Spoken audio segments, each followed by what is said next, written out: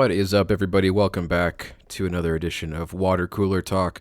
My name is Caleb Turner, and I'm a sports writer at KSL.com.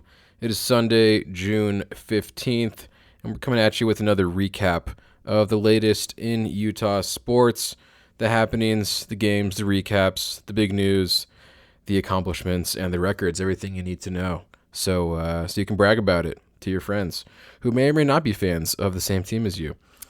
And you know what? It's we're coming up on finally the end of the collegiate spring sports season. Track is the last thing in season. They had their national championships up in Oregon this weekend, and there were some winners from BYU, some great performances, in particular when it comes to the steeplechase race. And so biggest shout out will go to James Corrigan from BYU in Oregon, nonetheless. Corrigan in Oregon, claiming the steeplechase national championship for himself. The 3,000 meter steeplechase, second national title for BYU in the last 3 years in that event. And watching him from the stands was Kenneth Rooks, the other winner of that championship from BYU within the last 3 years. So cool moment there for both James and Kenneth to celebrate that win for the Cougars. You guys might recognize these names: James Corrigan, Kenneth Rooks, Olympians, went to Paris last year, made a name for themselves in that race. Steeplechase, a very interesting event, right? You got a little hurdle in there. You got a little water hazard in there. You got some fun stuff. And for whatever reason, BYU has become Steeple U, as our BYU beat writer Sean Walker has dubbed it. Make sure you check out all of his coverage of those events. He was covering it all because it didn't end with the men. The women also doing very well from BYU in steeplechase, and Lexi Holiday-Lowry took the runner-up position in the women's race. So congratulations to Lexi as well, coming close to what would have been another impressive accomplishment also in that 3,000 meter steeplechase race that was just last night. So, man, if you're looking for people in Utah that can jump over hurdles and run through water, go down to Provo. Check out what these Cougars are doing down there on that track outside of Helaman Halls, and it's pretty impressive what they've been able to do. It's not just the distance running anymore like it was for a few years there with BYU cross country winning national championships. Now we're adding a little track into the mix, adding in some fun events, steeplechase, and also a shout out the first women's BYU sprinter to ever advance to a final at the NCAA championships also happened this past week. And so big shout out there. I believe that runner did not end up, taking championship or runner up in the final yesterday, but a huge accomplishment for BYU to have a first, because as accomplished as that BYU track program has been, Sammy Oblad from Stansbury Park, a volleyball player converted into a runner, became the first flat sprinter, so 100 meter, 200, 400 meter, to qualify for an NCAA final in BYU women's track history. So congratulations to Sammy, and then for that record, and then to, as I mentioned, our champion James Corrigan and our runner-up on the women's side, Lexi. So some pretty exciting stuff going on there in the world of collegiate sports, and that kind of brings an end to our spring season.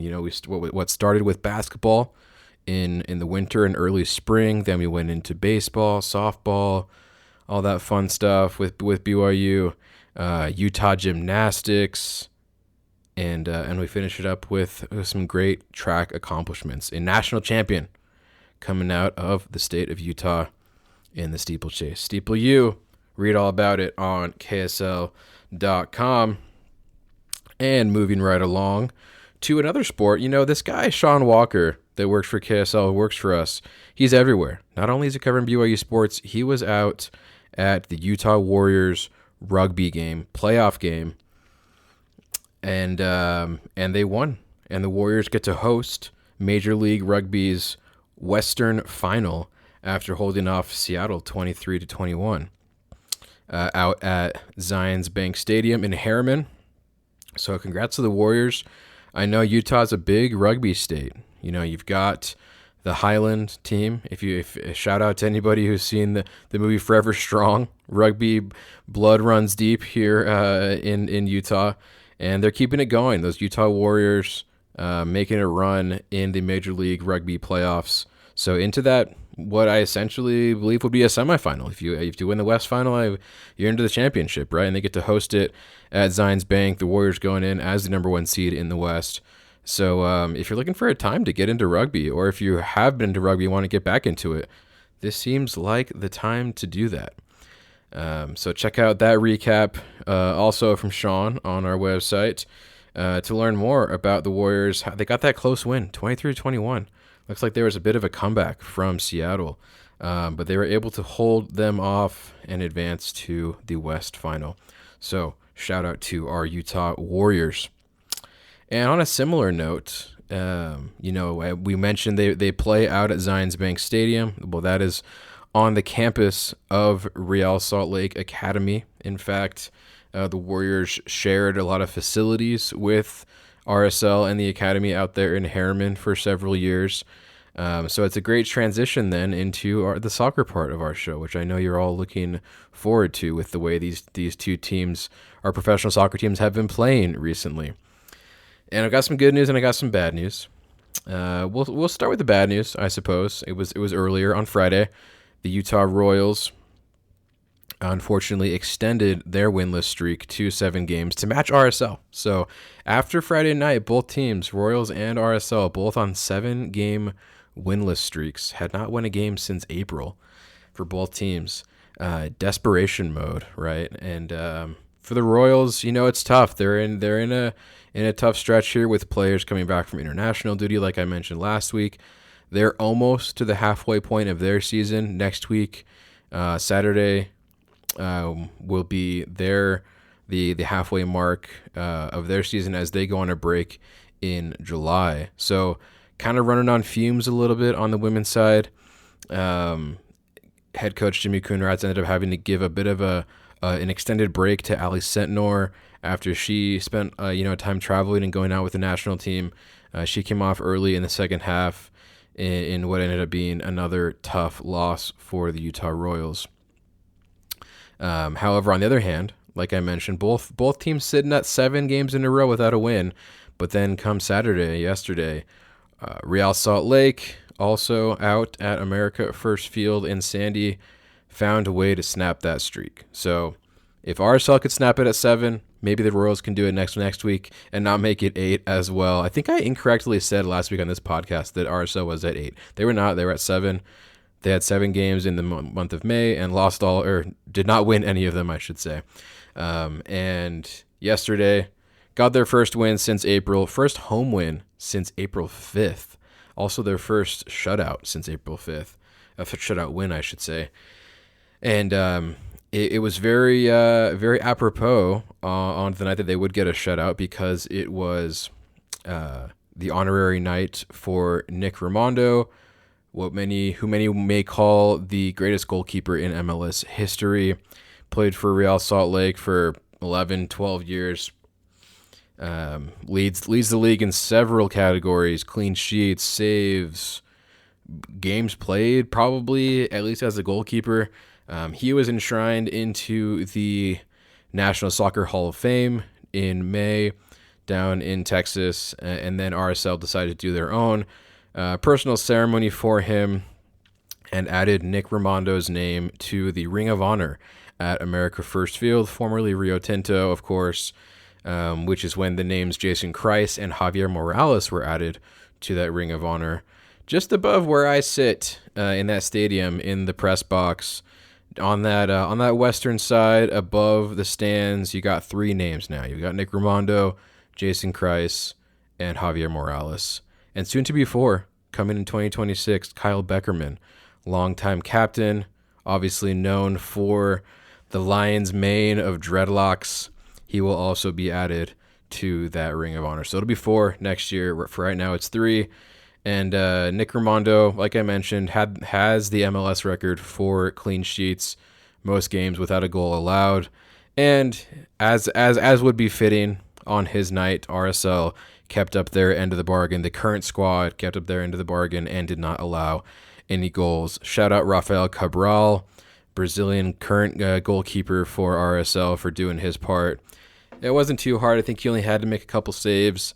But it sounds like he might have been a major assistance, a major part of helping RSL get the energy, the belief, and the passion to break the 7-game winless streak with what was deemed a cinema-worthy pregame speech by head coach Pablo Mastroeni.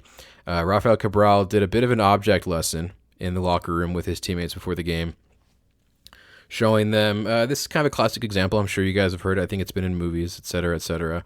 But he had a bunch of sticks, and you grab one stick, and you say, break it. Okay, yeah, pretty easy. I can break a stick in half. But then he bundles the sticks together.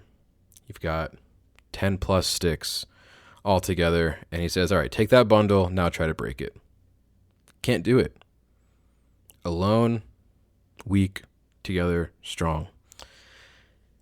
And that was his lesson. Unity. Stick together, guys. If we stick together, we can do this. And Pablo Mastroeni saying just the energy from that speech. It wasn't so much the words, but the energy that was emanating from Rafael Cabral, who has been serving as captain while Emeka Anelli is out with his foot injury. He was able to stir up whatever it was, that energy, that confidence, that unity as a team. And they were able to go out and get the win. 2-0 against DC United, Nick Rimando's former team, on his night. So shout out to them. Nice way to end that streak, kicking off the second half of RSL's season the right way. They've got another break, a bye week, while the Royals have their final game of the first half of the season next week. And then RSL will be back on the road in 2 weeks in Kansas City, taking on a big rival there against Sporting Kansas City. The former team of Johnny Russell and William Agata, who now play for RSL. Johnny Russell scored one of the goals last night for RSL, his first goal in Claret and Cobalt. And now he gets to go back home where he played for several years. And now he's playing for a different team. So he said it'll be bittersweet. I'm sure it'll be interesting. It's always got to be a bit of a bittersweet situation for these players that get traded around and have to go back to, especially if you were there for an extended period of time. Emotions, friends, family, everything that comes with that. Going back to a place that you fought for. You fought for that team. You put a lot into it, invested time, blood, sweat, and tears. And it makes it even more interesting that it is a rival of RSL. So shall be interesting here in a couple of weeks as we head into what some may call the doldrums of the summer season. NBA Finals possibly wrapping up here in a bit. NHL Stanley Cup Finals finishing up here in a bit. But don't worry, we've got NBA Draft, we've got NHL Draft coming up here, just not this week, but the following week. And we'll have plenty of news coming out of there. Already a couple trades in the NBA ahead of the draft. Orlando and Memphis making a trade. So seems like the Utah Jazz, from what I've heard, will be active in that market around draft time. So don't rule anything out. Like we mentioned before, Jazz a little disappointed with dropping down to the 5th pick. Will they try and get up a little higher? Maybe trade a couple of their older players to try and get a more promising, exciting younger player. We shall see just within a matter of days.